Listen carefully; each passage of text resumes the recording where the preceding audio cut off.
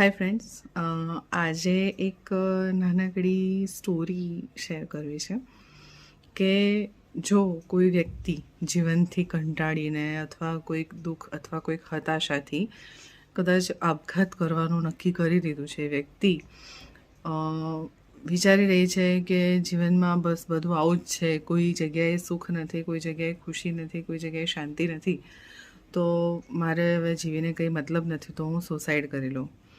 અને હું આસપાસ બી જોઉં છું તો બધા જ લોકો ક્યાંય ને ક્યાંય બસ મને એવા જ દેખાય છે. કોઈ મને હેપી અથવા ખુશ દેખાઈ નથી રહ્યું. તો એ આવું સુસાઇડનો વિચાર કરીને નીકળે છે અને ક્યાંક મનમાં વિચારે છે કે જો કદાચ મને કોઈક સુખી માણસ મને જો દેખાઈ જાય અથવા કોઈ હેપી પર્સનને હું મળીશ તો હું મારો સુસાઇડ કરવાનો વિચાર કદાચ માંડી વાળીશ. તો હવે એ વ્યક્તિને કદાચ જો આપણે મળીએ તો શું આપણો ચહેરો જોઈને એ સુસાઇડ કરવાનું વિચારશે કે એ સુસાઇડ કરવાનું ટાળશે? એ ક્વેશ્ચન કોઈ આપણને પૂછે તો એનો આન્સર આપણે મનમાં જ વિચારીને એના પરથી આપણે આગળ શું કરવું જોઈએ નક્કી કરવું જોઈએ.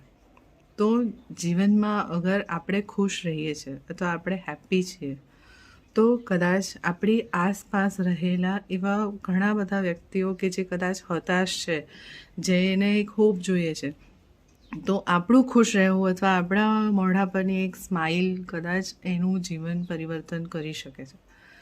તો હેપી રહેવાના પોતાના તો ફાયદા છે જ, પણ કદાચ ક્યાંક બીજાને કોઈક ખોટા રસ્તેથી પાછા વાળવાનો પણ આપણને એક ચાન્સ આપે છે.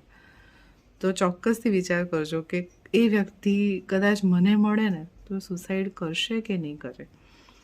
મારા માટે હું કહું તો હું કહીશ કે કદાચ એ વ્યક્તિ મને મળીને જશે ને તો સુસાઇડ નહીં કરે. કેમ કે હું જીવનમાં એક